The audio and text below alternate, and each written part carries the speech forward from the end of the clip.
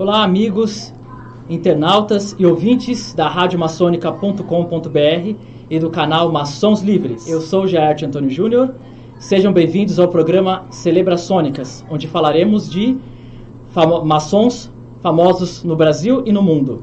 Quem quiser, por favor, dê o like e compartilhe. A nossa primeira celebraçônica de hoje, eu vou falar sobre o grande cinema Charles Chaplin. Nascido na Inglaterra, em Londres, no subúrbio, em 1889, Chaplin veio de uma família simples. E miserável. Seus pais eram do music hall e do meio artístico inglês.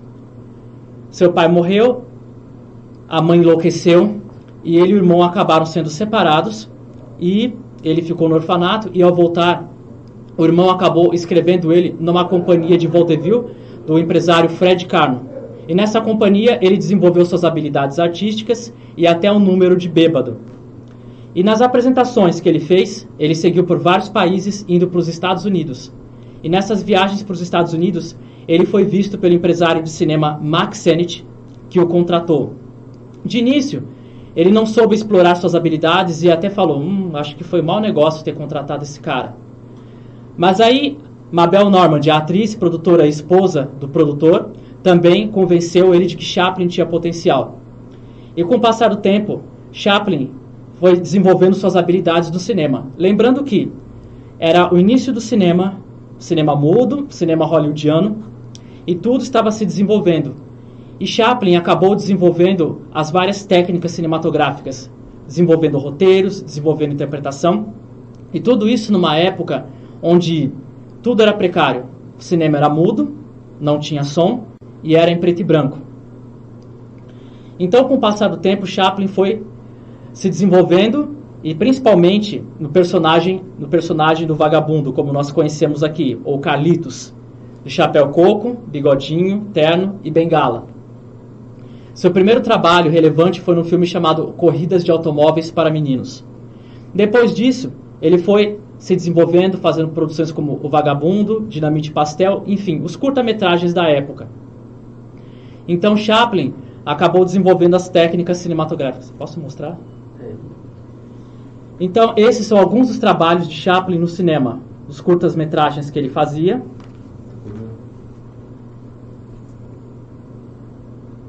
E com o passar do tempo, Chaplin saiu da Keystone e foi para outros estúdios de cinema aprimorar ainda mais a sua técnica. Chegou a participar e vender bônus para a Primeira Guerra Mundial, porque na época ele foi cobrado, já era uma celebridade mundial, e foi cobrado dizendo que como que ele não tinha ido lutar na guerra. Então ele acabou fazendo um curta-metragem chamado Ombros Armas e uma de propaganda chamado Laços de Liberdade, contribuindo para o bônus da Primeira Guerra Mundial. E com o passar do tempo, Chaplin se sentia preso nos contratos de estúdios, então o que ele fez?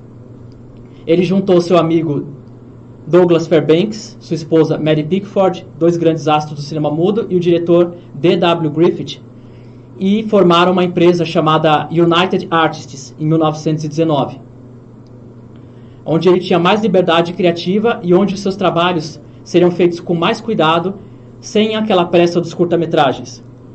Então, um dos seus primeiros trabalhos, suas primeiras obras-primas, é o filme O Garoto. É uma produção muito especial também na história do cinema e principalmente na vida de Chaplin, por quê? O Garoto, essa produção nesse ano completou 100 anos do lançamento. Então ele estava passando por períodos bastante conturbados e pessoais.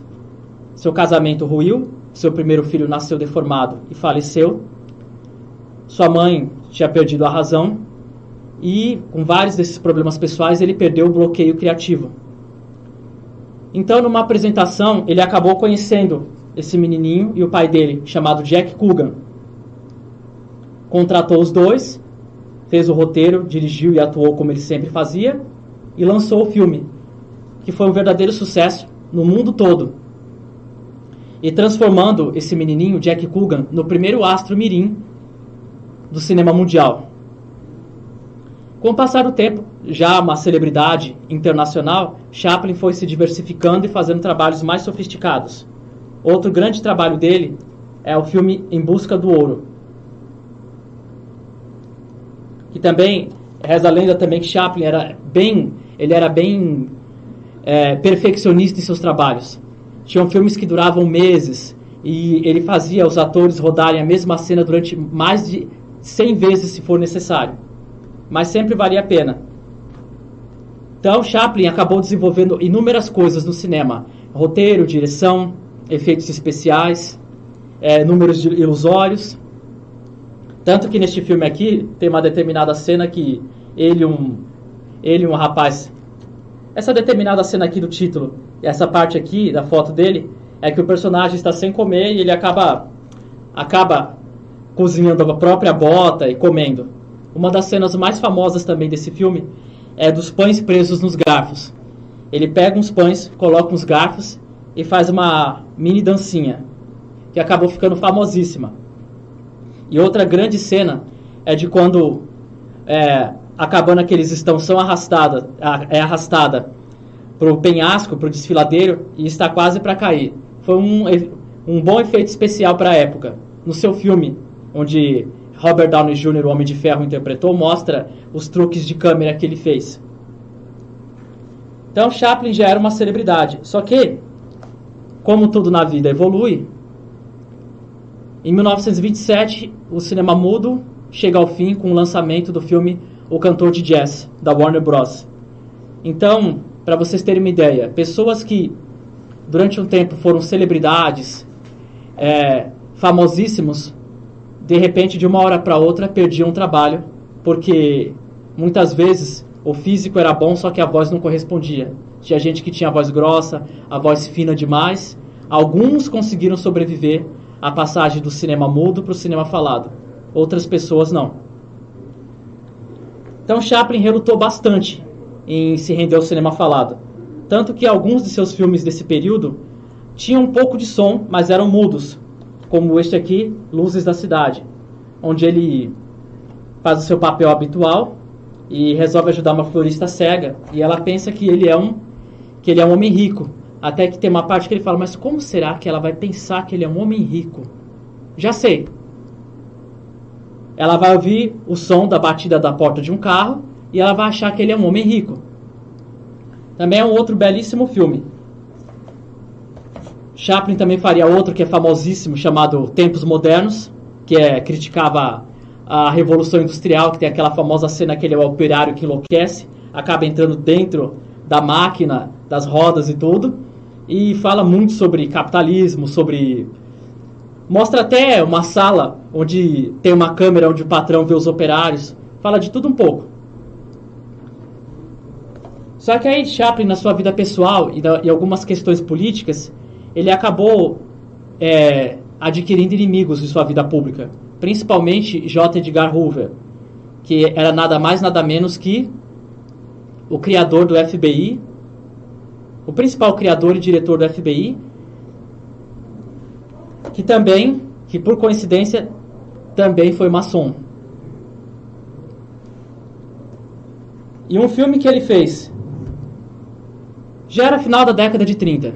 Segunda Guerra Mundial batendo a porta, já começando. Hitler invadiu, dominou a Alemanha, invadiu praticamente todos os países da Europa. Estados Unidos estava completamente neutro. Só que Chaplin queria confrontar os Estados Unidos e confrontar no mundo o que estava acontecendo. Então ele produziu o filme O Grande Ditador, onde ele praticamente, este filme aqui, onde ele praticamente matava o seu grande personagem, o Carlitos, num papel duplo. Ele interpreta o ditador de um país fictício chamado Tomênia, parodiando Hitler, e ao mesmo tempo faz um barbeiro judeu que lutou na Primeira Guerra, sofreu um acidente e acabou desmemoriado. Chaplin usou diversos recursos. Ele ouviu os discursos do Hitler, viu a sua oratória, viu os esforços de guerra da época, viu todos os vídeos. E uma coisa em comum que os dois tinham. Ambos nasceram no mesmo ano, 1889, ou seja, tinham a mesma idade.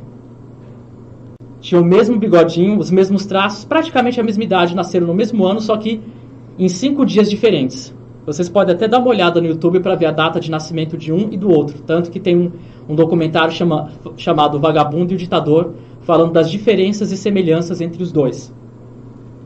A cena mais famosa desse filme é essa aqui, onde o personagem, cena que espero que vocês estejam vendo, é a cena que o personagem brinca com o globo terrestre.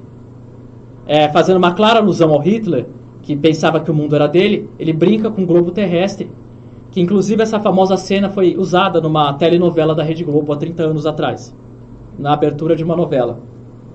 O filme fez muito sucesso, só que aumentou ainda mais a ira de J. Edgar Hoover, do pessoal antissêmita que insinuou que ele era judeu.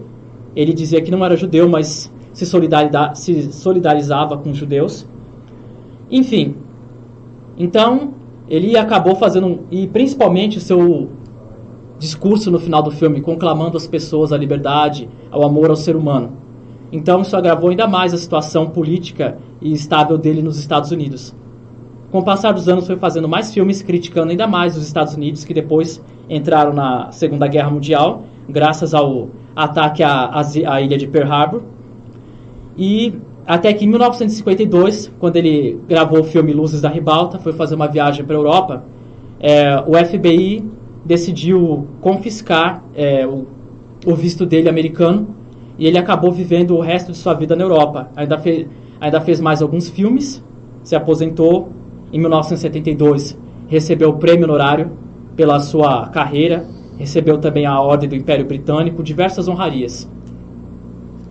Inclusive em 72, um Oscar honorário, falecendo em dezembro de 1977.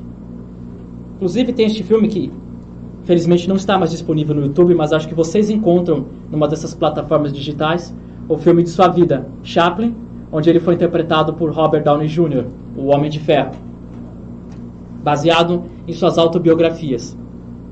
Falando de tudo isso, também fala-se muito também que Charlie Chaplin foi maçom. Há um poema que fala que ele foi maçom e há outros lugares que falam que ele não foi maçom. Mas aí eu deixo para vocês. Charlie Chaplin foi da maçonaria ou não foi? Isso eu deixo a critério de vocês, tá bom, pessoal? Quero agradecer o tempo, a paciência e a educação de vocês. Desculpe as falhas. E no próximo dia eu venho com uma outra celebraçônica para comentar. Tá bom? Um abraço e até mais. Para quem quiser conferir alguns desses filmes, vários desses filmes, vocês podem achá-los no YouTube. Desde os curtas até as suas obras-primas. O Garoto, Em Busca do Ouro, Tempos Modernos, O Grande Ditador. Esses filmes estão disponíveis no YouTube para quem quiser assistir. Tá bom, pessoal? Curtam o canal, comentem embaixo o que vocês acharam. E também gostaria de perguntar se vocês sabem de algum artista, seja brasileiro ou internacional, que é maçom, e vocês querem saber da vida dele, comentem, mandem mensagens, e-mails, que eu pesquiso e falo aqui para vocês. Tá bom, pessoal? Um abraço e até mais.